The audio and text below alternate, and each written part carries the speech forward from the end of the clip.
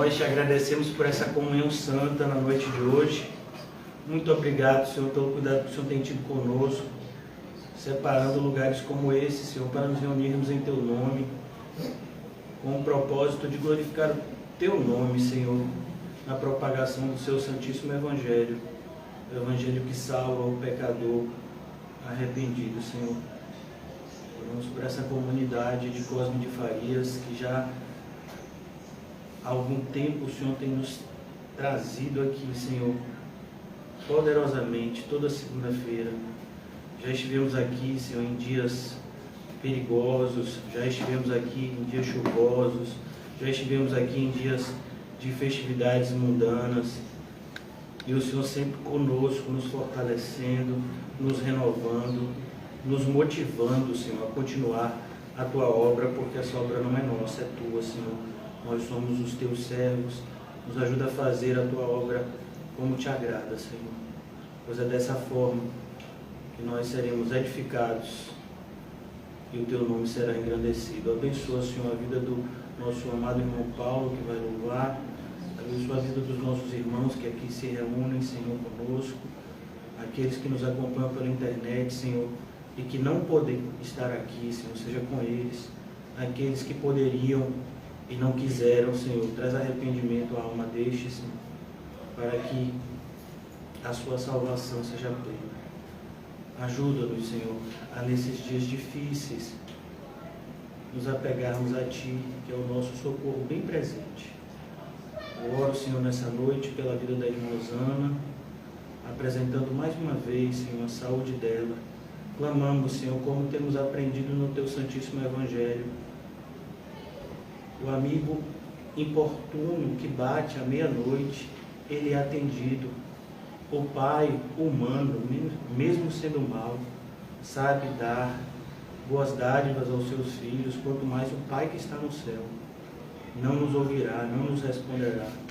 Por isso nós clamamos, Senhor, restaura a saúde da nossa amada irmã Osana, ajuda ela, Senhor, que está naquele país tão próximo, Senhor, desse conflito bélico que está acontecendo, que o Senhor possa ajudá-la, como o Senhor fez em tantos outros momentos difíceis, Senhor.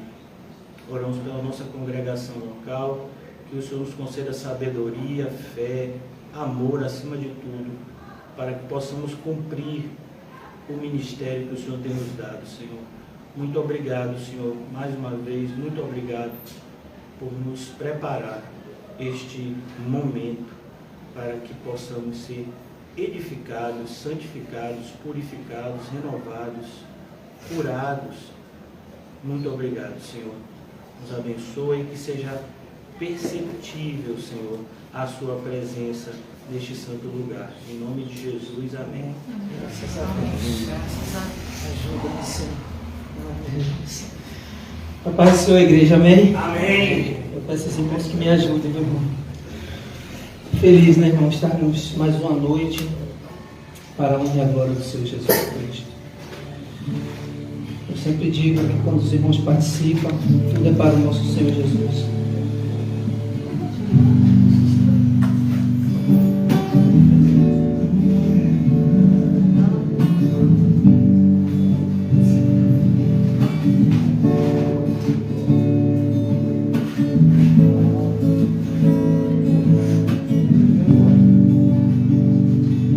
Cantamos por tudo.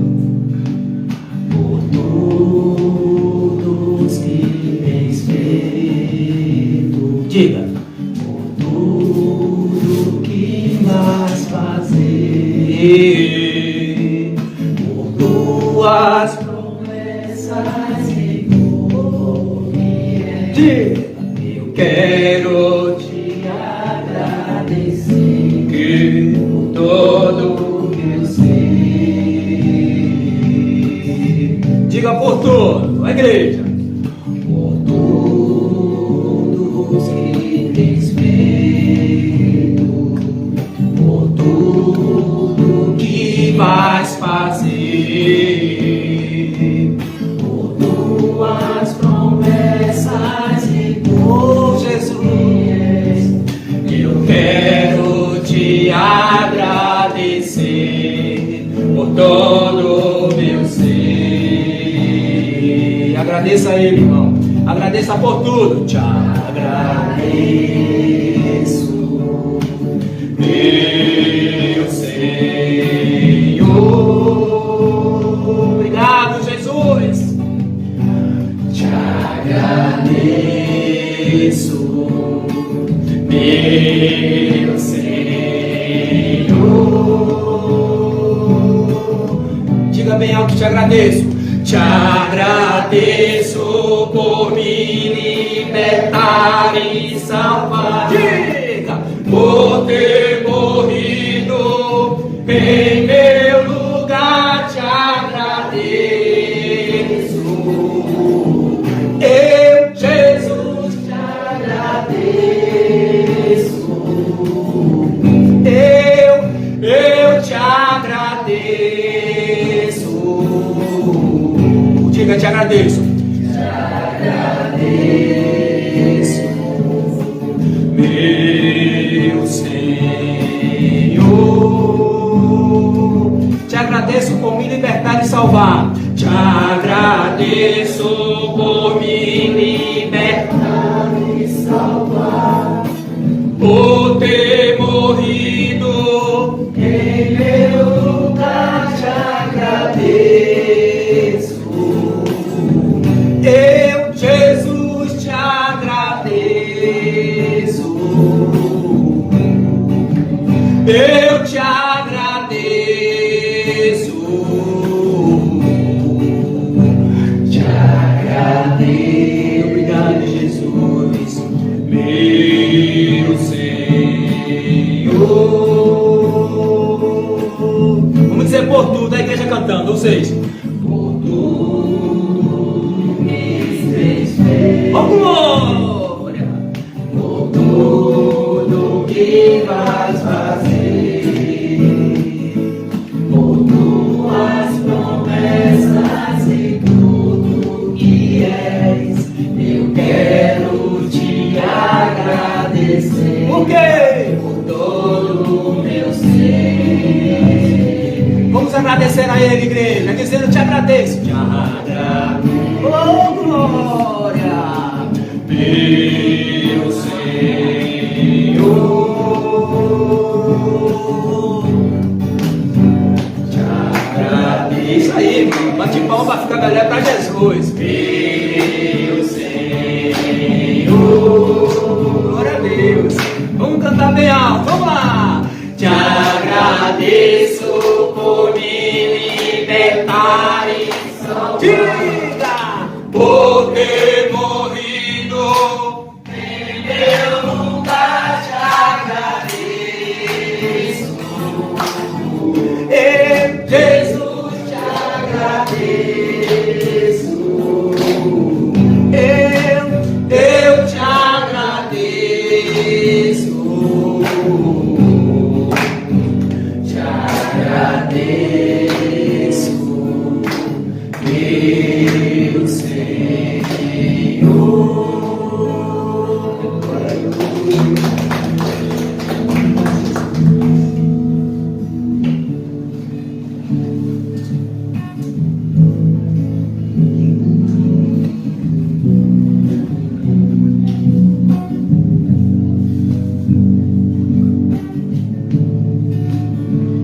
Eu sei que estás comigo, Senhor.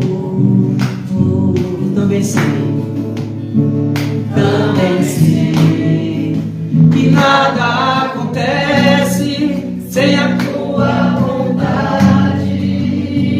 Oh, mas preciso aprender a confiar em ti. Mas preciso aprender a descansar em ti. Por quê? Tu és meu Senhor. Diga! Todas as coisas cooperam para o bem de quem? Daqueles que te amam. Jesus, todas as coisas cooperam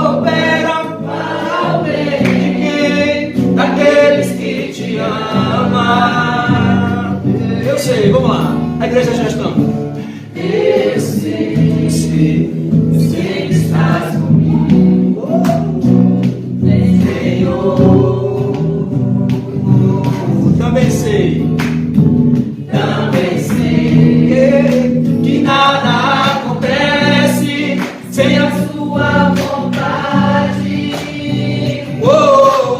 Diga!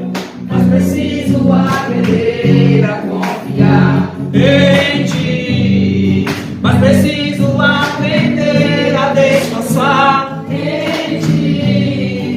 Tu és meu Senhor. Que glória! Todas as coisas cooperam Para o bem daqueles que te amam, Jesus. Todas as coisas cooperam para o bem daqueles que te amam, Jesus. Todas as coisas cooperam para o bem de quem? Daqueles que te amam, Jesus. Todas as coisas cooperam para o bem daqueles que te amam.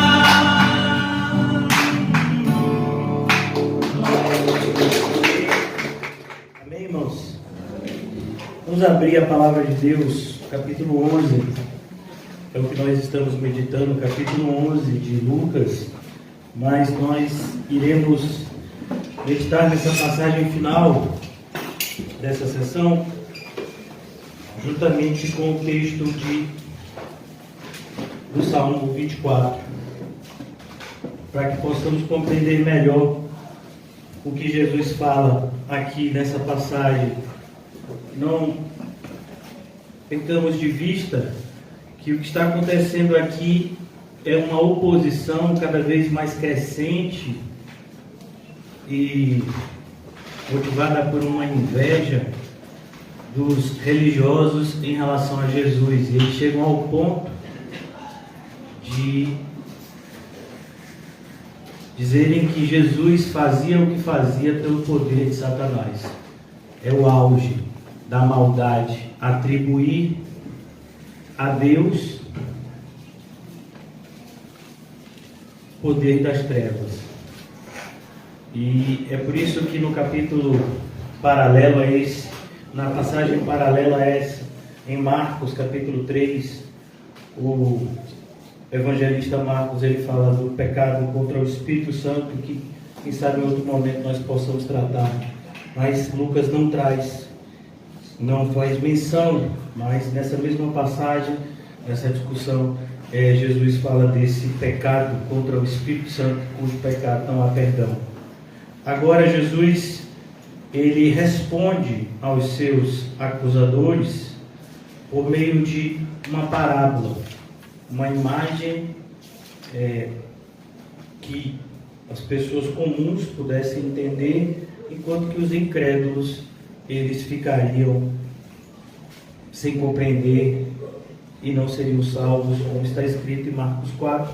É o propósito de todas as parábolas: alcançar os que devem ser alcançados e se ocultar daqueles que não é dado a graça de conhecerem o propósito do Senhor. Então, voltando ao nosso texto de ontem, o Senhor Jesus diz, no versículo 21, nós paramos no versículo 20, ontem concluímos no texto do versículo 20, falando de como Jesus expulsava demônios pelo dedo de Deus. A ideia é que Jesus, ele é Deus, ele faz isso como Deus, como uma continuidade ou uma ação, Deus em ação aqui na terra.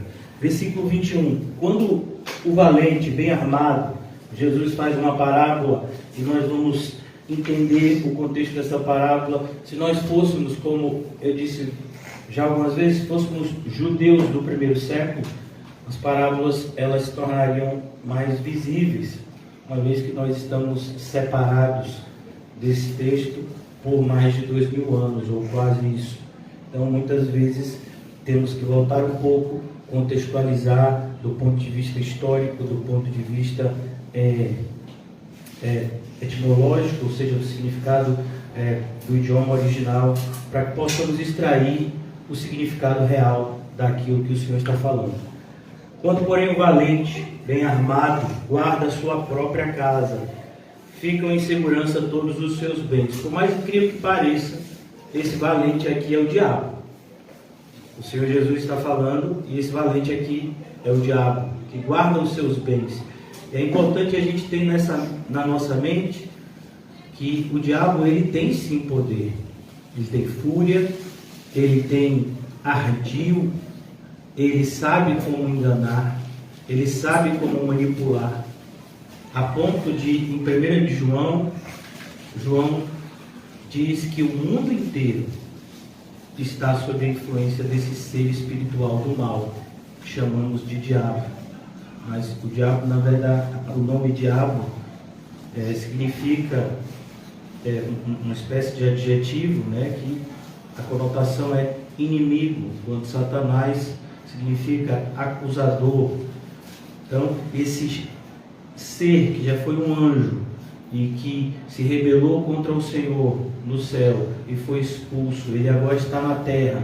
Ele sabe que pouco tempo lhe resta. Ele tem um exército de outros anjos rebeldes e, como se não bastasse isso, ele tem todos os seres humanos não regenerados à sua disposição.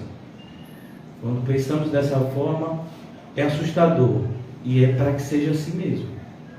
Nós não temos essa noção, nós não gostamos muitas vezes de enxergar a realidade como de fato ela é. Por isso que nós somos tão facilmente inclinados a contos de fada. Nós gostamos de historinhas, né, que de alguma forma tragam um final feliz, mesmo para aqueles que fazem tudo, absolutamente tudo, de errado. A Bíblia diz: não se engane um homem, aquilo que ele plantar, é isso que ele vai colher. E aqui nós vemos que Satanás, ele é desenhado pelo Senhor Jesus como um valente. A ideia de valente aqui não fala tanto de coragem, mas fala de força, disposição para a batalha. Nós já vimos isso no livro do Apocalipse, como ele vai convencer todos os seres humanos a se levantarem contra o Senhor e seu ungido. E ele está bem armado. Quais são essas armas que o inimigo tem? O pecado, a sedução, a mentira, todo tipo de inclinação da nossa carne, ele está disposto a satisfazer. Ele está disposto a se travestir de anjo de luz. Ele está disposto a se disfarçar de seu melhor amigo, desde que ele atinja o seu objetivo, que é nos afastar o máximo que ele puder do caminho da salvação. Esse é o propósito dele. 2 Coríntios capítulo 4 fala exatamente que o príncipe deste século cegou o entendimento dos incrédulos para que não lhes resplandeça a glória de Cristo que está no seu santo evangelho, para que as pessoas não sejam salvas por ele. Então ele continua, ele guarda a sua própria casa. A ideia é que o mundo está sob esse poder do maligno. Por isso que nós vemos tantas guerras. E mesmo quando há uma aparente paz, nós vemos uma desigualdade social absurda. Ricos ficando mais ricos, pobres ficando mais pobres. Vemos pessoas discriminando outras pessoas por questões de pele, por questões de intelecto, por questões de geografia, né? Que no nosso país, por exemplo, como muitas vezes os do sul e sudeste discriminam as pessoas do norte e do nordeste. Então tudo isso é uma clara influência do mal. O mundo jaz no maligno. E isso é algo visível.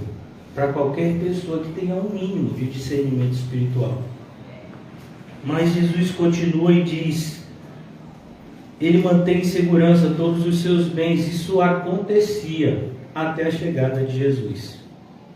Quando Jesus chega, essa batalha milenar aqui na terra, ela tem uma virada, ela tem uma mudança.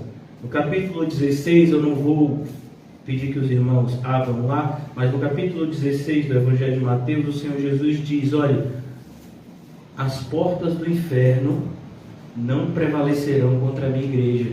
Muitas vezes, algumas pessoas, de maneira equivocada, aplicam isso no sentido passivo. Ou seja, a igreja está com a porta fechada e o diabo não pode entrar. Não é isso que Jesus está dizendo. O que Jesus está dizendo é, em concordância com esse texto: o mundo jaz no maligno, mas nós, na autoridade de Cristo, chegamos em qualquer lugar que Cristo nos mande, e Satanás não vai poder impedir os propósitos de Cristo na vida dos seus eleitos. As portas do inferno não prevalecerão. A igreja vai entrar, ela vai pregar o Evangelho com autoridade e ousadia, e aqueles que antes estavam debaixo das potestades de Satanás, eles virão e serão pelo Espírito transportados para o reino da luz. E Jesus agora conclui dizendo, versículo 22, sobrevindo, porém, o mais valente. Então, tem essa figura que está dominando, que tem um poder territorial, que tem um grupo de pessoas, um grupo de seres à sua disposição, mas vem outro mais poderoso. E é nesse sentido que nós precisamos estudar o Salmo 24 para que a gente tenha uma compreensão melhor. Eu só vou terminar a leitura aqui do versículo 22 e depois iremos para o Salmo 24. Sobrevindo, porém, um mais valente. Jesus, por mais aparente que possa ser a sua figura terrena de um ser frágil, muitas vezes quando vemos os filmes e desenhos evangélicos, Jesus é sempre tratado como uma pessoa esguia, uma pessoa magra, uma pessoa até certo ponto frágil. E em momento nenhum Jesus pega em espada, Jesus jamais incentiva ninguém a agir violentamente. A única maneira, o único momento em que Jesus agiu, e não foi com violência, mas foi com zelo, foi quando ele expulsou os cambistas e os que vendiam dentro do templo. Ele não fez isso por violência, nem por ira, ele fez isso pelo zelo com a casa de Deus. O zelo que ele tinha com aquele lugar santo e com o que ele representava não permitiu que ele visse essas coisas e deixasse elas passarem despercebidas. Mas Jesus em momento nenhum se irou, em momento nenhum ele agiu violentamente contra ninguém. Mesmo quando ele foi agredido, ele não respondeu com agressão. Mas é importante que nós não nos enganemos, porque o fato de Jesus não ter agido com um vigor na sua primeira vinda, não significa que ele não vai fazer isso na sua segunda vinda. Na sua segunda vinda, ele não vai vir como Salvador, ele vai vir como um justo juiz consolador. Os seus olhos são como chama de fogo, e da sua boca sai uma espada afiada. Nós já vimos o que ele vai fazer. Todos os que não têm o seu nome escritos no livro da vida serão lançados por ele, por Jesus. É ele que tem a autoridade de lançar no inferno. Ele fará isso com o próprio Satanás, esse valente aqui da parábola. Ele será o primeiro a ser lançado, juntamente com os seus demônios, e depois todos aqueles que não têm o seu nome escritos no livro da vida. Então não devemos nos enganar com essa aparente fragilidade de Jesus, porque Jesus é esse valente aqui. Ele é valente. Ele é mais valente do que qualquer um. porque, como eu disse a vocês, a ideia desse adjetivo aqui não é tanto de coragem, mas é força para fazer o que se propõe a fazer. Por isso que Jesus, em Mateus 28, diz: todo o poder me foi dado no céu e na terra. Todo o poder. Não é algum poder, não é muito poder, é todo o poder. João, para que ficasse mais claro ainda, quando João escreve o seu evangelho, o apóstolo João escreve o seu evangelho, ele diz: ele é aquele que criou todas as coisas e nada foi criado sem ele. Para que ficasse bem claro, ele é o Criador. Nada foi criado sem ele, nada acontece sem a autorização dele. Já vimos isso, inclusive, quando uma legião de demônios roga a Jesus para que não sejam lançados no inferno. Roga a Jesus para irem para uma manada de porcos, mostrando a autoridade que ele tem sobre esses seres espirituais do mal. Ainda quando ele estava encarnado, ainda quando ele estava com o seu corpo coberto pela fragilidade humana, mas ele ainda, nele residia todo o poder de Deus, porque ele é Deus. Que nós não nos enganemos. Sobrevindo um, porém, mais valente, vence-o. Vence-o. A ideia aqui, irmãos, que fique bem claro, perceba como nesse texto, ele vence, não tem guerra, como a gente está vendo aí na Ucrânia e é na Rússia. A Rússia, ela tem um poder militar muito maior do que o da Ucrânia, mas já existem alguns dias que essa guerra está perdurando e a Rússia não venceu a guerra. Então, as duas partes, por mais que uma parte seja extremamente superior do ponto de vista militar, elas estão guerreando.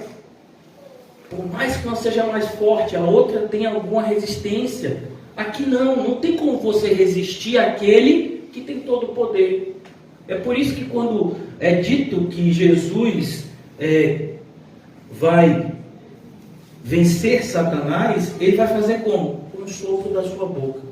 Mostrando que não há nenhum esforço da parte de Jesus. Ele não vai suar. Ele não vai se cansar. Esse ser tão poderoso para nós, mas para Jesus é como nada. Porque Jesus é aquele que criou todas as coisas. E ele tem poder sobre todas as coisas. Se ele diz vai, vai. Se ele diz fica, fica. Inclusive Satanás. Ele soprará um sopro. Olha que coisa pequena para nós. Para mostrar o que? Essa separação de Cristo e todas as demais criaturas, inclusive os seres espirituais. Anjos que ficam na presença de Deus, eles cobrem os seus olhos, eles cobrem os seus pés, como a gente já viu lá em Isaías.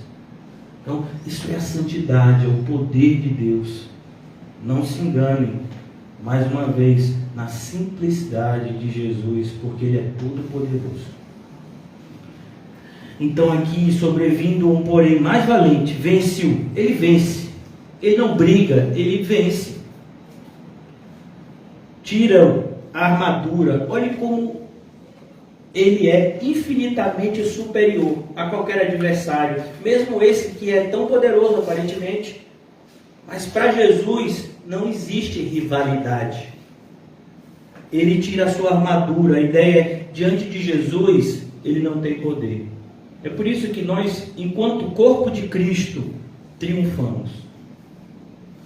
Um cristão do passado, ao responder a um ditador que queria assassiná-lo, ele diz: olha, se você me matar, eu venço. Se você não me matar, eu venço também.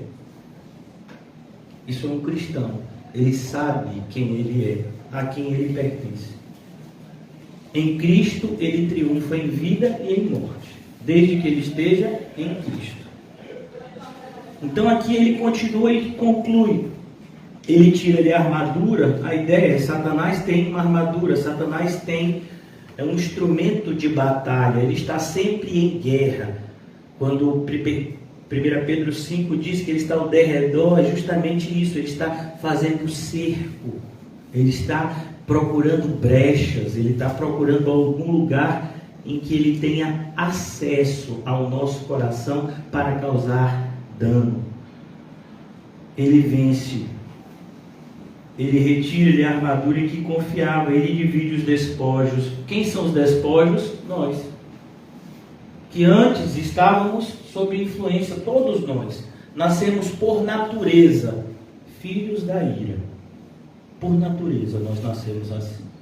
Até que em um determinado momento da nossa história, o Senhor mudou a nossa história. O Senhor nos tirou dessa natureza diabólica e nos deu da sua própria natureza, para que nós andássemos com Cristo aqui na terra, como que uma preparação à eternidade, que usufruiremos com Cristo no céu. Então, essa é a visão de Cristo. É isso que Cristo está dizendo aqui. Quando Cristo expulsou o demônio mudo, o contexto é esse, que a gente não esqueça esse contexto. Tudo isso começou porque Cristo expulsou um demônio que causava mudez, fazia com que uma pessoa ficasse muda, não pudesse falar. E então gerou toda essa controvérsia com os religiosos, que diziam que Jesus fazia o que fazia pelo poder do maioral dos demônios. Então Jesus responde dessa forma, mostrando que não, que o que aconteceu foi essa batalha no mundo espiritual, e como sempre aconteceu e acontece, acontecerá, Cristo triunfará. Cristo nunca perdeu uma batalha e Ele jamais perderá. Por isso que a nossa salvação, ela está tão bem guardada nas mãos dele. Por isso que se a nossa salvação estivesse nas nossas mãos, era motivo de toda preocupação. É incompreensível algumas pessoas de dentro da igreja evangélica que perdem tempo tentando defender uma ideia que a salvação é algo que pertence ao homem, que o homem escolhe ser salvo ou não. Irmãos, isso é desesperador, porque se a salvação está nas mãos do homem, pode ter certeza absoluta que ele vai perder. O homem não tem condição de salvar a si mesmo. Se Deus tivesse dado esse poder, o homem perderia. Graças a Deus esse poder não foi dado. Essas pessoas que defendem essas ideias estão erradas. Graças a Deus. Porque se eles estivessem certos, todos estávamos perdidos. Inclusive eles. Mas, pela graça de Deus, a salvação pertence ao Senhor, como está escrito no livro de Jonas. E olha que Jonas não gostava desse negócio, não. Quando Deus quis salvar os ninivitas, porque Ele salva quem quer, Jonas não gostou muito dessa ideia, não. Vai salvar esse povo que perseguiu a gente, matou a gente, o Senhor vai salvar todo mundo assim. Então, a salvação pertence a Ele. Você acha que o pessoal ficou feliz com a salvação de Zaqueu? Imagine, vamos imaginar que Zaqueu tenha trazido prejuízo para uma pessoa durante anos, e essa pessoa era muito religiosa. Aí ela passava na casa de Zaqueu e disse: você me rouba, mas vai para o inferno, miserável. E aí ela passava na casa de Zaqueu todo dia: você me rouba, você fica aí, eu sei aí, você é riquíssimo, é a única vez na Bíblia que aparece esse adjetivo, então a gente tem que prestar atenção. Na Bíblia aparece a expressão rico algumas vezes, mas riquíssimo somente fazendo referência a Zaqueu. Olha, Zaqueu, você é riquíssimo, mas vai para o inferno, miserável, porque os ricos não herdarão o reino de Deus. Você está lá com o coração cheio de ódio com Zaqueu. Aí tem um dia que Zaqueu está lá e você não sabe que o coração de Zaqueu está num conflito, você só olhava a aparência dele. E aí Zaqueu corre e vê, você sabe de toda essa, né? Você já viu o desenho bíblico, o Quinho já viu mais de 100 vezes, né? Então, você já viu, Zaqueu sobe em cima da árvore, Jesus olha para ele e fala: Zaqueu, desce depressa que convém que hoje eu esteja na sua casa. E aí Jesus vai lá para a casa de Zaqueu, que devia ser uma casa luxuosíssima. Ele era riquíssimo. E aí prepara-se aquele banquete, o pessoal fica indignado: como é que pode? Rabino, judeu, ir na casa de publicano, ainda mais o chefe dos publicanos aqui, absurdo isso. E Jesus não estava nem aí para isso. Sentou lá e no meio do jantar Jesus não falou nada. Zaqueu disse: metade do que eu tenho, eu vou dar aos pobres. Irmão, se tivesse alguns irmãos aqui da igreja lá, eu sou pobre, viu? Zaqueu, sou pobre, bote meu nome nessa lista, viu? Zaqueu, ó, eu sou pobríssimo, eu sou paupérrimo. Zaqueu, bota meu nome nessa lista. Não, pode ter certeza que foi debaixo de oração. Mas o que eu tenho, eu darei aos pobres e restituirei. Você sabia que a Bíblia dizia que ele deveria restituir somente 20%? Você restitui 4 vezes mais quando é o caso de roubo. Roubo é quando você subtrai mediante violência. Mas quando você fazia o que Zaqueu fez, né, cobrou a mais, ele deveria restituir mais 20% do valor. Zaqueu não, Zaqueu ele foi além, ele disse, não, eu agi como um ladrão mesmo, eu me aproveitei da minha posição de superioridade e trouxe prejuízo a essas pessoas, eu restituirei 4 vezes mais essas pessoas. Você acha que o pessoal ficou feliz? Imagina os outros publicando, rapaz, agora a gente não vai poder cobrar mais. Zaqueu agora revelou. É igual os mágicos que queriam matar Mr. M. Você lembra da época de Mr. M no Fantástico? As crianças não vão nem saber o que é Mr. M. Era um mágico que desvendava o truque dos mágicos. Então tinham os mágicos famosos, né? Eram chamados também de ilusionistas, né?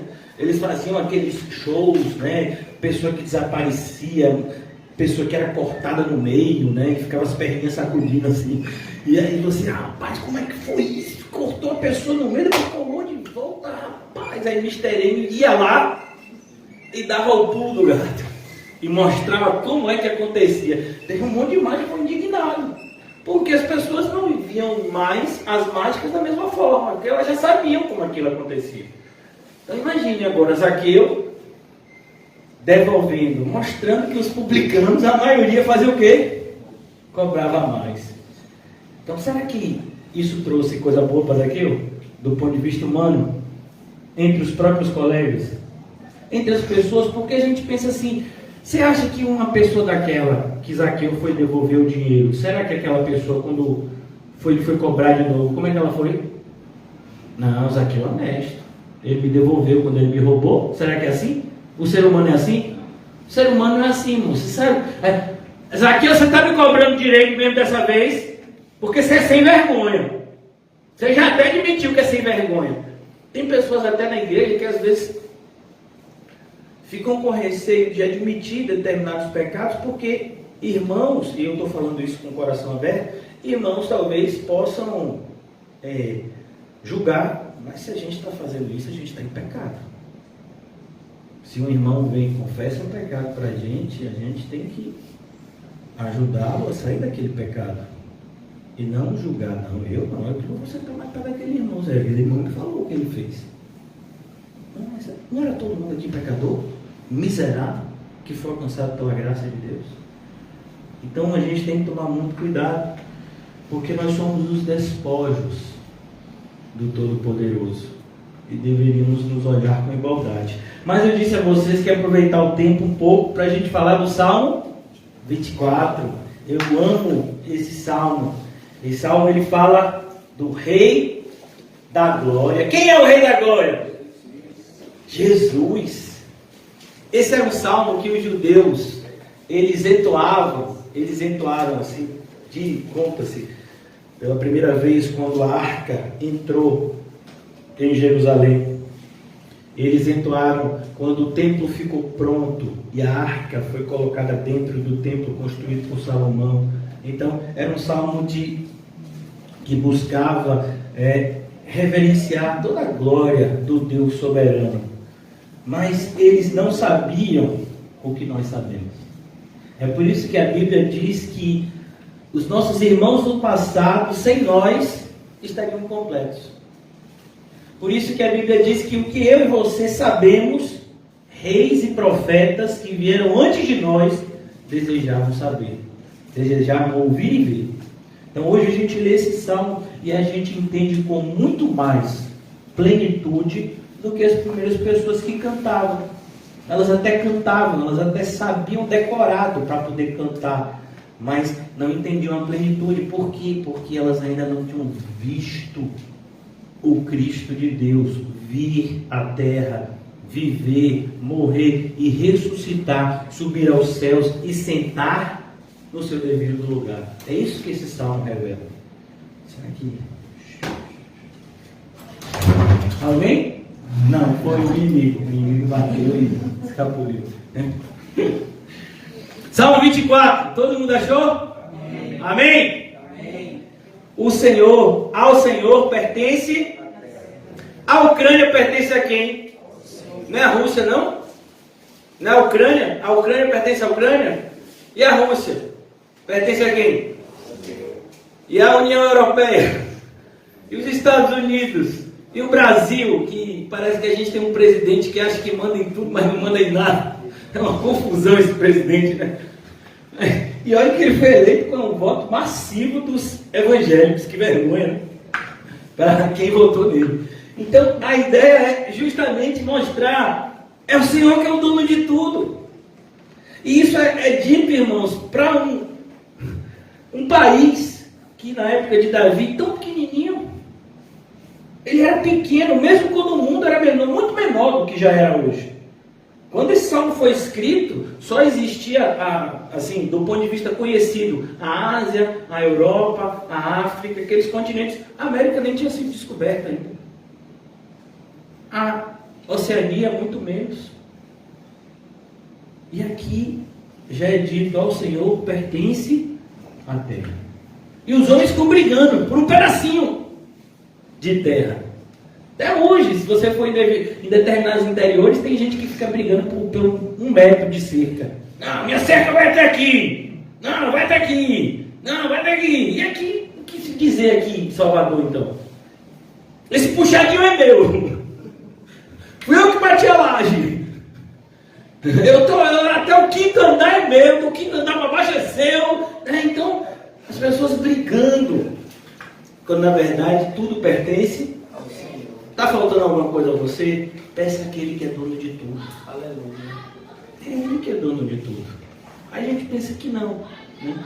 A gente pensa que quem é dono de tudo são os ricos. A gente vê os ricos, como no Salmo 73, eles não têm nem dor de cabeça, aparentemente, mas morrem do mesmo jeito, né?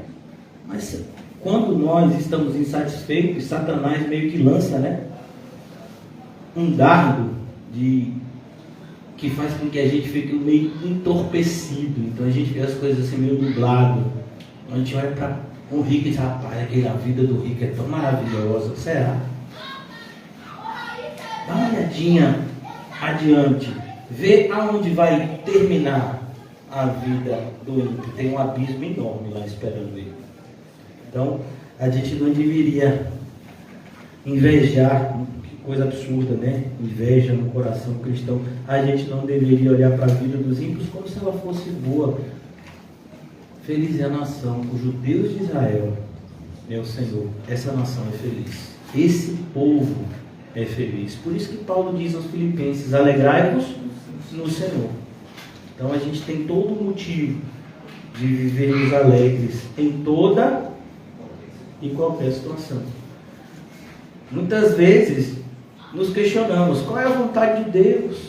Realmente, em alguns momentos específicos, precisamos de sabedoria para a resolução de problemas específicos, mas a Bíblia diz que a vontade de Deus é que eu e você possamos dar graças a Deus por tudo. Já pensou? Não foi isso que Jó fez? Graças a Deus. Quando ele dá, quando ele tira, graças a Deus. Ao Senhor pertence a terra e tudo que nela se contém. Não, esse petróleo é meu. Esse diamante é meu. Fui eu que vi primeiro. Esses 50 reais. Fui eu que vi. Eu vi primeiro esse chocolate, viu? Olha, eu vi primeiro aquele sonho ali, viu? É sonho, né? Tem sonho e tem enroladinho. Eita Deus. Eu vi primeiro, viu? Tem um enroladinho que é o maior de todos ali. Eu vi primeiro. Então a gente pensa assim que como se a gente tivesse alguma coisa. Que é uma coisa que nos engana. Certidão de nascimento. no nascimento, e na certidão do nascimento dos meus filhos, tem lá, pai, aí tem meu nome, mãe, tem o nome da mãe, né? Na minha certidão. Então, parece que eles são os donos. Não, que o dono de tudo é Deus. Tinha até uma propaganda ridícula, feita, né, pelos atores da Globo, a favor do aborto, que diziam uma frase assim: meu corpo, minhas regras. Eu digo, meu Deus, você imagina. Aí Jesus chega e diz: meu mundo, minhas regras. Todo mundo, inferno. Não era seu corpo? Você achava que era seu corpo, era meu, foi eu que fiz. O meu mundo, minha criação, minhas regras. Olha, Senhor, eu não concordo muito. Por isso que tem um pastor que talvez você conheça pelos escritos. As crianças, algumas vão se lembrar do filme. C.S. Lewis, ele fez aquele filme A Feiticeira, o Guarda-Roupa e o Leão, a Feiticeira e o Guarda-Roupa, alguma coisa assim, né? As Crônicas de Nárnia, isso. Então, C.S. Lewis, ele se tornou pastor. Uma vez uma pessoa chegou para ele, uma senhora que se dizia muito erudita. C.S. Lewis era professor de Oxford, faculdade mais famosa assim da Europa. E uma senhora, sabendo que ele era pastor, foi até lá e disse que leu a Bíblia, que gostou muito, mas que teve algumas coisas que ela não concordava naquele livro, a Bíblia. Ele disse: minha senhora, nada contra o que a senhora está dizendo, mas eu tenho que lhe informar que quem está sendo julgado é a senhora, não a Bíblia. E a senhora vai ser julgada pela Bíblia. Muitas pessoas até hoje, evangélicos, eu fico assustado quando você vai conversar com os evangélicos e não, pastor, tem uns textos aqui que eu não concordo. Não concordo. Ô, irmão, quando você diz assim, eu não entendo, tudo bem, a gente ora, vamos estudar, vamos procurar entender mais, vamos procurar pedir ao Espírito Santo de Deus para nos mostrar realmente, compreender a sabedoria de Deus para a gente que é tão limitado. Só o Espírito Santo para nos ajudar. Mas ele não concorda. Quem somos nós para não concordar com ele? Quem é que vai sair prejudicado? Eu não concordo. Você acha que vai mudar alguma coisa em Deus? O fato de você não concordar com a existência. Os ateus: eu não acredito que Deus existe. Deus está tão preocupado com esse povo, né? Esse povo não é novo não, irmãos. Já tem um salmo que já falava dele. Às vezes a gente pensa que o ateísmo é algo que veio há 1 ou 2 séculos atrás. Não, o ateísmo é algo que já existia. Diz o tolo: no seu coração não há Deus. Isso foi escrito 1000 anos antes de Jesus vir. Imagine, 3000 anos atrás. O mundo nem sabia o que era ateísmo, nem se existia essa ideia. Mas Deus já sabia que no coração de muitos essa ideia estava plantada pelo mal, e depois ela ganhou corpo. Diz o tolo: no seu coração não há Deus. Então aqui o Senhor vai e diz: o mundo e os que nele habitam. Olha só, é importante a gente ver: o Senhor pertence à terra, ao Senhor pertence tudo que nela contém. A ideia aqui são os elementos, principalmente os elementos no sentido de matéria, daquilo que dá riqueza ao homem: ouro, prata, coisas preciosas. As pessoas se acham poderosas por possuir isso. Não, isso é de Deus. Você pode fazer uso disso temporariamente, e até o uso que você for fazer, você vai ter que prestar conta. Vamos imaginar que Deus colocou um determinado valor, um determinado valor de ouro na sua mão. Amém? Deus deu 100 quilos de ouro para você. Naquele grande dia, se lembra 100 quilos de ouro que foi aparecer na sua casa, não foi? Que você disse: é bênção. E aí, fez o quê? Que eu comprei os cachorros, comprei ração, fiz assim. Como a história? Você fez o quê? Não, tem que prestar conta. Aí é para a glória de Deus, né, filho? Ele tem que orar. Porque tudo é dele. Por isso que é tão equivocada essa visão de que eu vou devolver o dízimo e o restante eu faço o que eu quiser. O que você quiser. Não, tudo é dele. Tudo é dele. O mundo e os que nele habitam, todas as pessoas do mundo são de Deus. Por isso que quando uma pessoa faz aborto, e o aborto muitas vezes é feito por duas pessoas, às vezes o homem também não quer, e ele vai e paga, para que a mulher faça o aborto. Muitas vezes o aborto, a gente não levanta uma bandeira contra o aborto, porque na verdade o aborto não é algo excepcional. O aborto é um assassinato, com uma qualificadora. Você está assassinando uma pessoa que não pode se defender. Então, nesse sentido, a pena vai ser muito maior diante de Deus. E eu fiquei impactado com uma frase que eu vi recentemente, que uma mãe que faz o aborto, ela continua sendo mãe de um filho morto, sendo que foi ela mesma que matou. Não é assustador isso?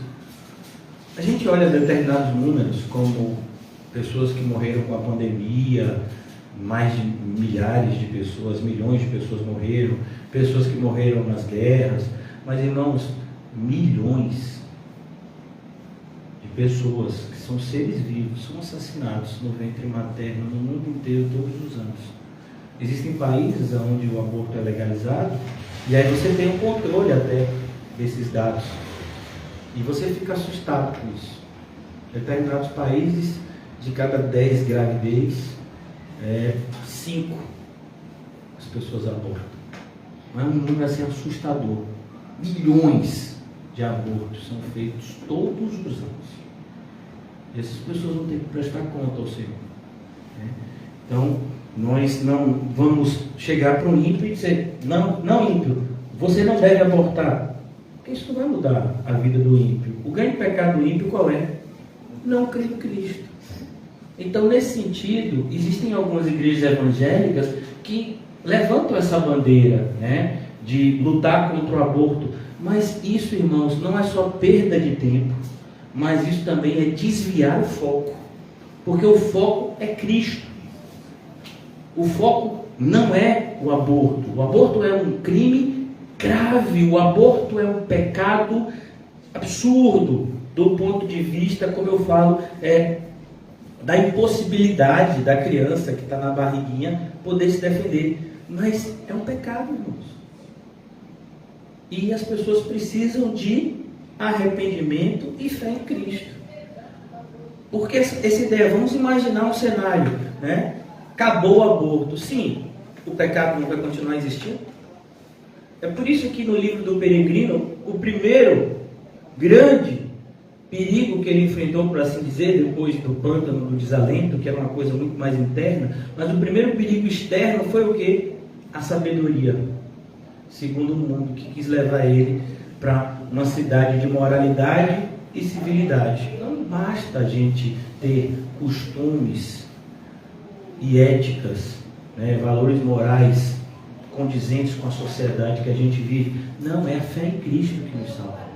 E sem ela, você pode ser a pessoa mais bem vista pela sociedade, você pode levantar todas as bandeiras. Não, eu sou um ecoativista, eu sou contra o aborto, eu sou a favor disso e daquilo, eu procuro fazer sempre coisas boas ao próximo, ao meio ambiente. Sim, em relação a Cristo, mas eu não sou religioso. Eu já fui como voluntário na Cruz Vermelha, já fui como voluntário na ONU. Eu gosto de fazer coisas boas, sim, mas em relação a Cristo, não procuro ir. Eu acho que religião, cada um tem a sua e a gente tem que respeitar. Como assim?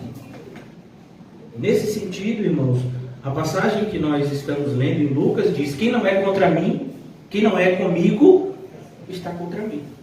Então não tem neutralidade. É por isso que é perigoso quando a gente substitui Cristo por uma bandeira. Por mais que seja correto o fato de você falar determinadas coisas, mas elas não são. o principal. O principal é Cristo. Cristo e o seu Evangelho é a nossa única mensagem. Única mensagem. A igreja não tem nada mais a falar para com o mundo a não ser Cristo e Ele crucificado.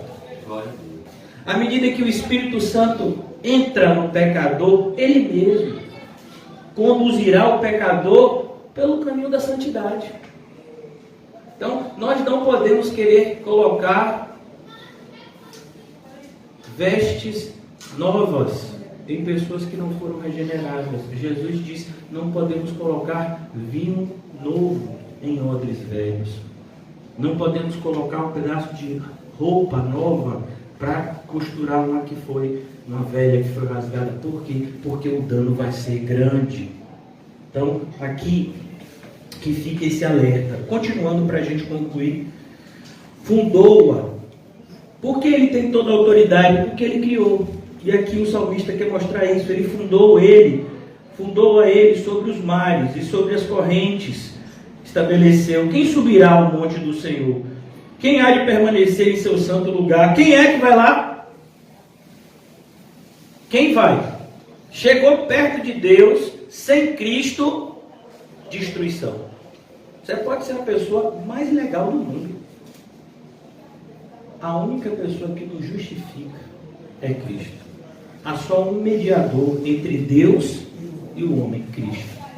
Nós só temos ousadia de nos colocarmos na presença.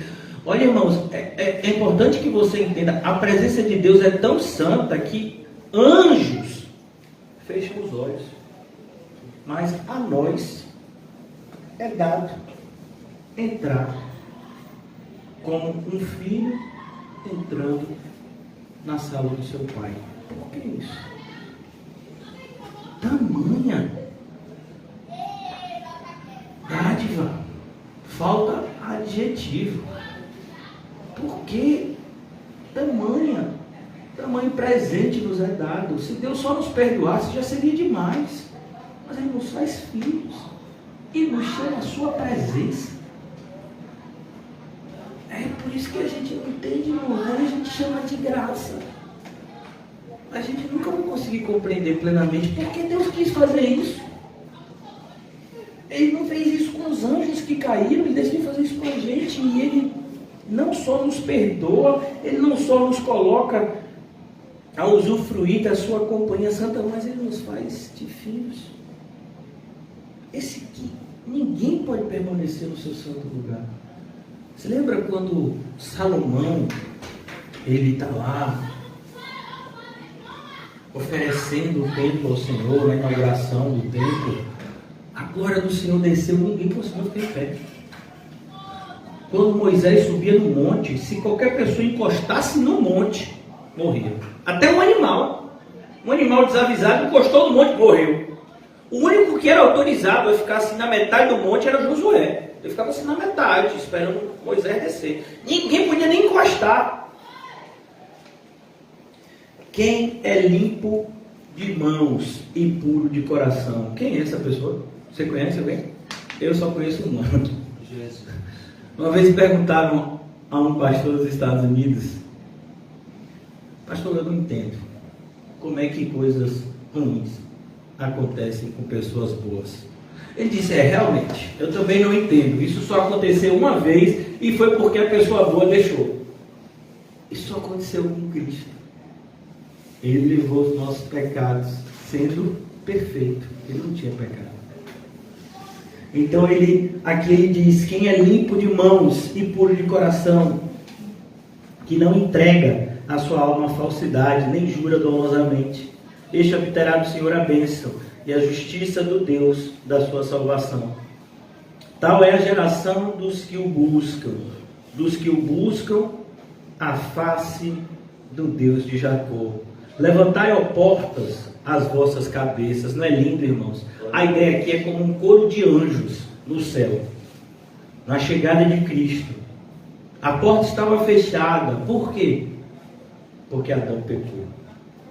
O Senhor colocou anjos com espadas flamejantes para que o homem não voltasse mais à presença de Deus. Mas agora essa presença que antes estava fechada, estava sendo aberta. Por quem? Por quem é limpo de coração, é limpo de mãos e puro de coração. Ele é o Rei da Glória. Levantai, ó portas, levantai, portais eternos, para que entre o Rei da Glória. Quem é o Rei da Glória? Quem é? O povo fazia esse questionamento. Quem é o Rei da Glória? Eles chamavam de um Senhor, mas nós chamamos ele de Jesus. A gente conhece ele. Ele nasceu de Maria, o seu pai adotivo foi José.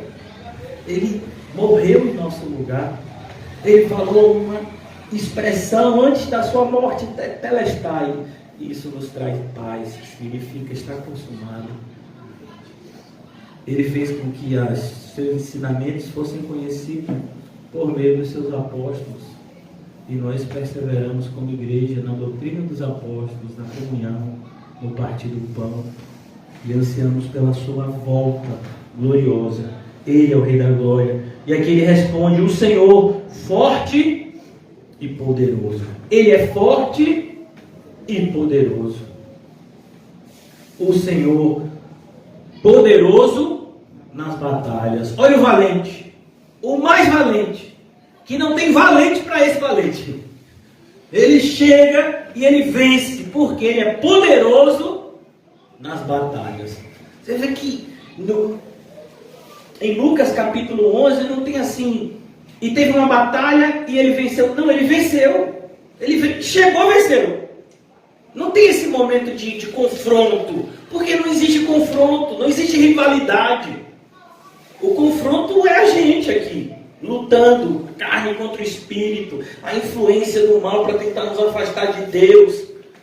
Mas entre Cristo e os seres malignos não existe confronto. O que existe é vitória.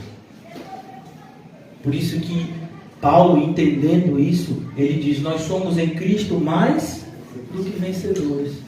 Porque assim, ele já venceu. Não tem confronto, já venceu.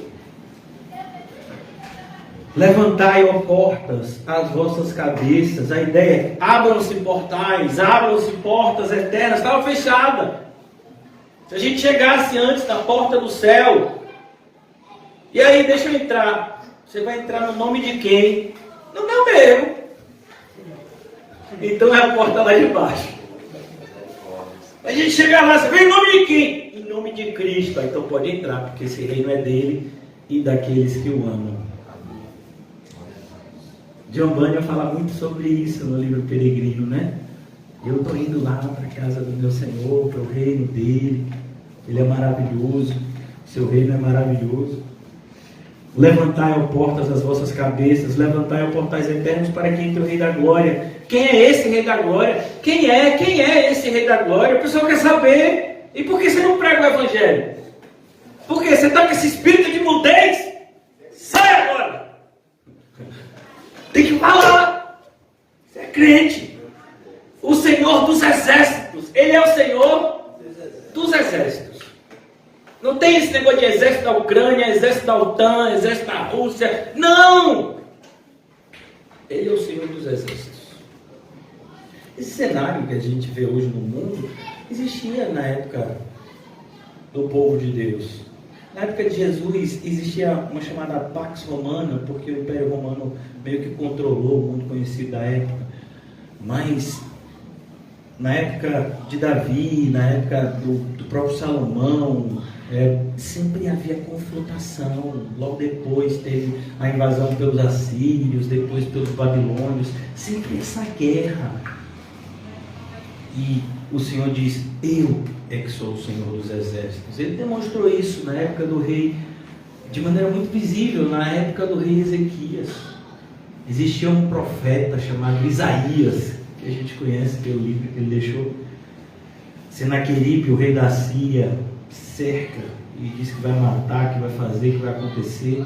E o Senhor manda um anjo e mata todos os soldados, mais de 180 mil soldados, numa só noite. E Senaqueribe foge assustado. Quando chega lá, os seus filhos assassinam a ele. Olha que coisa, esse homem que se achava tão poderoso, ele olhava para o seu exército, mais de 180 mil homens, imagine isso. Há milhares de anos atrás, era algo assim, fenomenal. E ele via isso como algo que o engrandecia. Aí o Senhor mandou. Pai, quando foi para tirar Ló de Sodoma e Gomorra, o Senhor enviou quantos anjos? 2. Mas para matar mais de 180 mil, vai entender esse Deus, hein?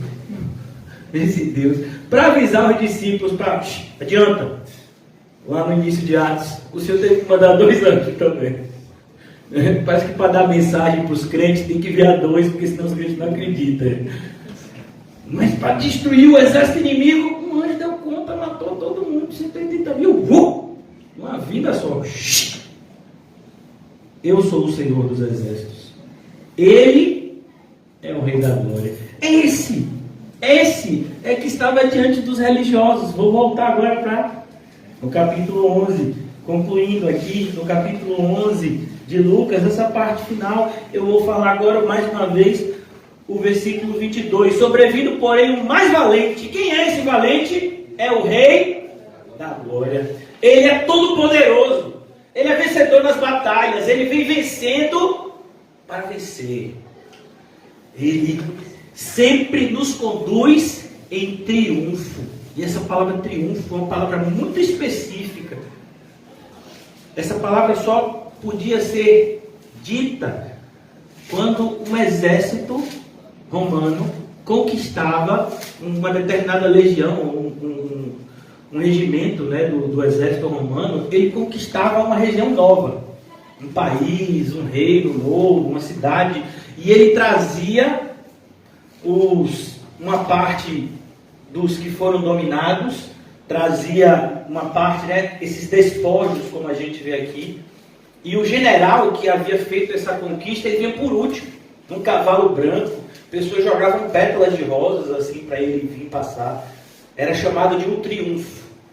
E se fazia normalmente monumentos, como até eu acho que tem na França, em outros lugares, chamado de Arco do Triunfo. Se faziam monumentos onde se retratava, né, se talhava naquelas pedras, grandes pedras, meio que figuras, né? Não existia fotografia, então retratando assim aquele exército vencedor ganhando do inimigo que agora estava sendo trazido, né? Sendo humilhado na frente, né, do povo que o venceu. Então isso se chamava de o triunfo. E Paulo vai e usa essa palavra quando está escrevendo o 2 de Coríntios, para dizer que o Senhor, esse daqui, Jesus, sempre conduz a sua igreja em triunfo. A gente está desfilando com o Senhor Jesus. Não significa que a gente não tenha que combater, mas a ideia é, nós estamos combatendo em obediência ao Senhor Jesus, mas não existe possibilidade de derrota. Não tem possibilidade de derrota. Por quê? Porque o Senhor Jesus está conosco. Se fosse só a gente, aí, irmão, o negócio ia pegar. Ainda que a gente tivesse todo o dinheiro, ainda que a gente tivesse sabedoria, no sentido de inteligência, astúcia, que a gente soubesse falar bonito, ainda que a gente tivesse isso tudo, mas sem Jesus, nada seremos. Mas com Jesus é impossível perder, porque Ele é todo poderoso. É isso que Ele quer mostrar aqui. E por isso que é uma parábola, porque essa mensagem é para quem? Quem é que ouve essa mensagem e se motiva? Quem é que ouve essa mensagem e se alegra e se enche de confiança? Aqueles que de fato tiveram seus olhos abertos. O que Jesus fala em Marcos 4, quando ele vai explicar a parábola do semeador, e ele diz, porque fala por parábolas, porque só um grupo de pessoas de fato é que deveriam ser alcançadas por essa revelação. Então a gente olha para essa passagem e a gente descansa, e a gente é renovado, e a gente é motivado para completar a carreira que nos está proposta. E finalmente ele conclui com um alerta, que nessa guerra espiritual não existe espaço para neutralidade. E eu falo isso com toda tristeza porque eu enfrento essa triste realidade dentro do arraial da minha casa. Creio que muitos também passam por algo semelhante. Às vezes a gente pensa que porque determinadas pessoas estão no nosso lar e a gente tem um vínculo afetivo muito forte com essas pessoas, que essas pessoas, elas estão do nosso lado. Não, elas não estão. Por mais difícil que seja ouvir isso. Não, mas essa pessoa é meu parente, essa pessoa é meu ente querido, essa pessoa é meu amigo, essa pessoa é essa pessoa. Cuidado. Ele está do outro lado. Basta que o inimigo o arregimente. Eu não sei se você sabe como funciona, às vezes a gente fica meio alheio a isso. Nós que somos homens aqui, quando a gente fez 17 anos, no ano que a gente ia fazer 18, a gente teve que se apresentar ao Ministério da Defesa, eu acho, ao Exército, e teve que se alistar, porque moramos em um país onde o alistamento militar é obrigatório, não é opcional. Mas 95%, talvez até mais, das pessoas que são alistadas, elas são dispensadas. Elas fazem aquele procedimento de jurar a bandeira, depois recebem uma carteirinha, que eu acho que todos vocês têm. Se não tem, tem que ter, porque se precisar de emprego, qualquer coisa, vão lhe pedir. Que é a carteira de reservista. E a gente pensa que aquilo dali, né? Não, irmão, aquilo dali é sério. Imagine, se o Brasil entrasse em guerra amanhã, iam lhe chamar na sua casa. Oh, Senhor. Vem cá, é reservista? Reservista Paulo. Eu soube que você é aquele que conserta tudo, precisando de uma pessoa assim no exército. Tem um tal de um Nizam que eu não quero não. Esse tal não serve pra nada, só vai pregar e vai trazer a bagunça lá no quartel. Eu quero não, mas um tal de um curioso que mexe em eletricidade, mexe em água e até enterra as pessoas, esse eu quero. Esse eu quero, reservista Paulo. Então, o reservista ali é para dizer o quê? Que se por acaso o Brasil entrar em um conflito, como a gente está vendo na Ucrânia, se entrar no conflito e os soldados da ativa não derem conta, eles vão chamar quem? Os da reserva. Vocês. Eu. Oh, Deus. A minha não tem mais. Cuidado, se você perde o emprego. Então a ideia é justamente que não tem neutralidade, irmãos. Não tem. Então, quando você entrar em sua casa, quando você entrar no seu trabalho, quando você pegar um ônibus, um metrô, qualquer meio de transporte, esteja vigilante. Quando o Senhor disse orar e vigiar e sem cessar, é porque a realidade é essa. Ele nos alerta a respeito da realidade que nos rodeia, porque a gente tem um coração que infelizmente é muito mais emocional do que espiritual. Então a gente tende, a medir os nossos relacionamentos por afabilidade. Então determinadas pessoas que nos são afáveis, determinadas pessoas que nos tratam bem, determinadas pessoas que nos fazem favores e que a gente tem um relacionamento cordial. Então a gente acha que essa pessoa é do bem. Não é. Se Satanás quiser usar essa pessoa para te atribular, essa pessoa vai ser pior que um demônio. Então a gente tem que ter essa vigilância. Que estemos. Eu não estou dizendo que você fique com receio, que trate mal de forma nenhuma, porque isso é o que Satanás quer. O que eu estou dizendo para mim e para você é o contrário, é que a gente tenha o nosso coração guardado e que a gente esteja orando e vigiando. Para que quando o inimigo use pessoas que nos são próximas, nós possamos perdoar, amar, suportar. Para que quando o inimigo use pessoas próximas, de repente, para nos dar conselhos que parecem maravilhosos, a gente vai orar. para ver se de fato isso é o que se deve fazer ou se é outro posicionamento que o Senhor deseja de nós. Então, é assim que a gente tem que entender. Por isso que Jesus diz: quem não é por mim, é contra mim. Jesus, então, acaba com toda neutralidade, como a gente tem vivido num mundo onde a palavra tolerância parece que se tornou a palavra da vez. Se você quiser elogiar alguém, não, fulano é muito... Fulano é uma pessoa assim, tolerante, é uma pessoa do bem, ele é tolerante. Quando você quer dizer que uma pessoa é do mal, fulano é intolerante. Uma pessoa intolerante. Então seria como que você estivesse, né, falando algo de ruim da pessoa. E quando você quer falar algo bom, você diz: foi uma pessoa tolerante, uma pessoa, né, que tolera o que as pessoas fazem, ele compreende todas as religiões, aceita tudo, né? Lá no meu trabalho, vamos imaginar, né? Lá no meu trabalho tem um pastor mesmo que ele se reúne com padres, com pais de santos, com um monte de gente e faz um culto ecumênico. Olha que homem do bem. Porque é isso. Ele mesmo disse que Deus é um só. O pastor falou isso. O pastor evangélico, que fez um seminário teológico, fez isso. Então, o quê? Como assim?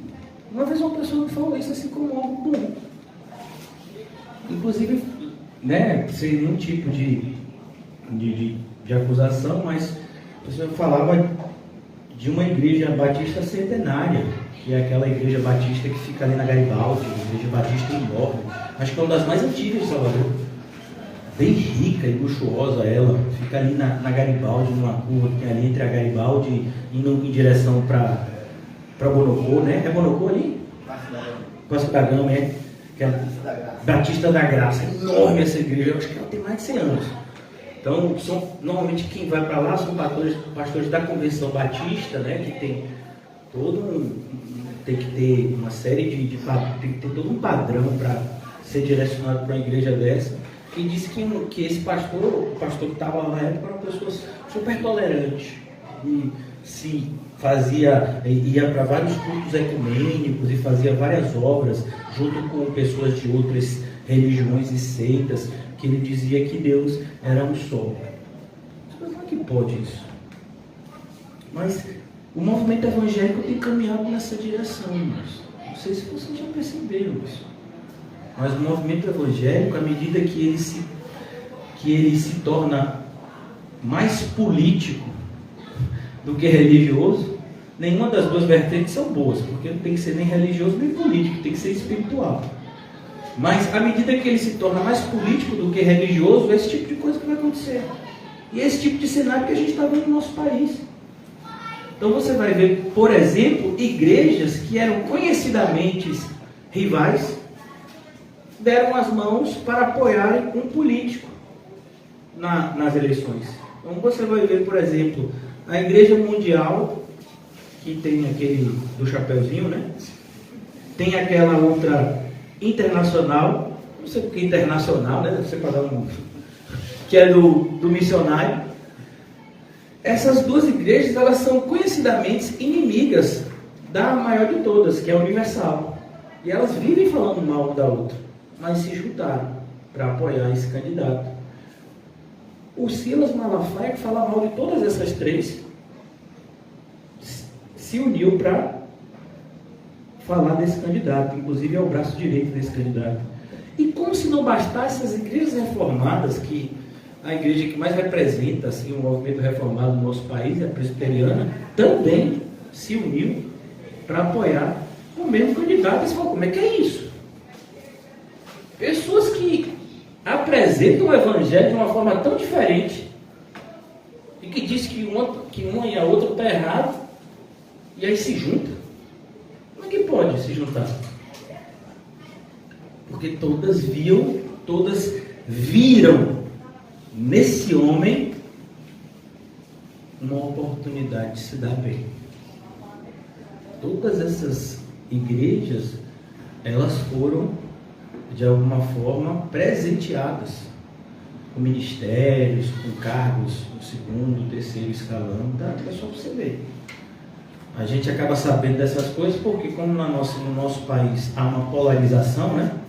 Então tem gente de esquerda, gente de direita. Graças a Deus a gente é da onde? Do alto. Né? Então, mas aí os de esquerda falam os podres dos de direita. E os de direita sabem dos podres todos. Aí fica um jogando. Mas a gente já sabe que ninguém presta. Né? O difícil é quando... O triste é quando se usa o nome de Deus para isso. Então, nesse sentido, esse pessoal que está aí é muito pior. Porque, em compensação, o outro lado, que faz um monte de perversidade, que também não sabe governar e que é anti-Deus, mas pelo menos o outro lado ele não colocava Deus no governo. Agora não, agora o nome de Deus é falado o tempo todo. E se fala coisas que nem o outro lado falava. É assustador. Mas isso é só para a gente entender que não devemos colocar esperança no homem. Que não devemos jamais criar expectativas. E que principalmente não podemos e não devemos dar a Deus o que é de César e dar a César o que é de Deus. Jesus já fez essa divisão. Dai a César o que é de César e dai a Deus o que é de Deus. Então, nesse sentido, irmãos, nós devemos olhar para a nossa vida espiritual e entender que não existe forma da gente sentar em mesa de negociações, como está acontecendo agora aí. A Ucrânia e a Rússia parece que estão tentando fazer uma negociação. Não, como cristãos não tem negociação.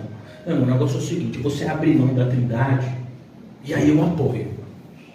Porque, se eu não me engano, parece que são os testemunhos de Jeová, os adventistas do sétimo dia, que não aceitam a doutrina da Trindade. Então, assim, não, você abre mão da supremacia de Cristo e você diz que Cristo é uma pessoa normal, mas assim, era super poderosa, tipo um Superman, mas não diz que ele é Deus, e aí a gente anda junto. Não abro mão de nada. O que está escrito aqui na Bíblia é o que eu creio, e eu não abro mão da minha fé. É dessa forma que a gente tem que caminhar. Só que o que a gente tem visto, infelizmente, não é assim. O que a gente tem visto são representantes do movimento evangélico que são colocados em patamar de liderança. Eles fazem os seus conchavos e eles decidem. O que da Bíblia pode ser deixado de lado, o que não pode, o que deve e o que não deve, no sentido de se tornar um grupo mais poderoso. Então, assim, não, a gente que é evangélico, a gente tem que se unir, para poder a gente ter mais poder. Então, eu sei que esse grupo daqui não crê que Jesus Cristo é Deus, mas eles creem numa partezinha da Bíblia, gente, então vamos aceitar eles. Tem um grupo aqui que acredita que o Espírito Santo é uma força e não um ser. Mas eles também acreditam na Bíblia. Não, eles não acreditam. O que dizer então da união entre católicos e evangélicos? Como assim? Não, tudo bem que eles têm as imagens lá, que eles se prostram, mas também eles têm a Bíblia, gente. O Novo Testamento deles é igual ao nosso. Então a gente tem que tomar cuidado, irmãos, porque é isso que o falso profeta, não é um falso profeta, nem os falsos profetas, mas a Bíblia fala de um falso profeta, que vai dar todo o amparo religioso para a ascensão do anticristo. O livro do Apocalipse não foi dado para nós para que a gente botasse ele numa gaveta, mas para que a gente tivesse ele sempre diante de nós, entendendo que esse é o mundo que inevitavelmente antecederá o retorno de Cristo. Então, se eu creio que a volta de Cristo está perto, a ascensão do anticristo está mais perto ainda. Se eu creio que o reino de Deus está próximo, a grande apostasia está mais próxima ainda. Então, como cristão, precisamos estar sóbrios e vigilantes, entendendo que, se necessário, devemos ser fiéis até o sangue, jamais retroceder, pois aqueles que retrocedem o Senhor não se alegra. Que o Senhor nos ajude a triunfarmos com o nosso grande Rei até aquele grande dia. Ó Deus, obrigado pelo dia de hoje. Eu apresento, Senhor, a vida do nosso amado irmão que o Senhor nos trouxe, Senhor. Ele que foi chegando de mansinho na igreja e hoje em dia tem sido um servo prudente, Senhor. Muito obrigado, Senhor, pela vida do meu Fábio, da sua esposa, da sua filhinha, essa família, Senhor, tão abençoada, que nos abençoa com a tua presença na vida deles. Muito obrigado, Senhor, por mais um ano de vida que o Senhor concede ao teu servo.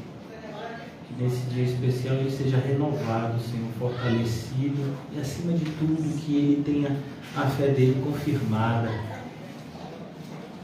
e o seu serviço guiado, para que ele cumpra cabalmente o ministério que lhe foi dado diretamente das mãos do Senhor da glória. Muito obrigado, Senhor, pela vida dele e da família dele, Senhor, a oportunidade de estarmos juntos nesse dia, como uma família que somos. Somos irmãos uns dos outros e temos todos um só Pai que está no céu e que vela por todos nós. Obrigado, Senhor. Mais uma vez eu apresento a vida da irmã Osana, a sua situação, Senhor, tanto do ponto de vista físico, espiritual, mas também, Senhor, em relação à situação que o país que ela está se encontra. Que tudo isso seja usado para a sua glória, pois acreditamos na tua promessa que diz que todas as coisas cooperam para o bem daqueles que te amam. Entendendo assim, Senhor, sabemos que mais essa adversidade irá cooperar para o bem da vida da nossa amada irmã. Oramos pela vida de Dona Maria, que esteve conosco ontem. Que o Senhor ajude ela, Senhor, que está com a sua saúde tão fragilizada. Que a tua graça, Senhor, opere na vida dela, dos seus familiares, e que nós, como igreja, tenhamos sabedoria para ajudá-la da forma correta, Senhor.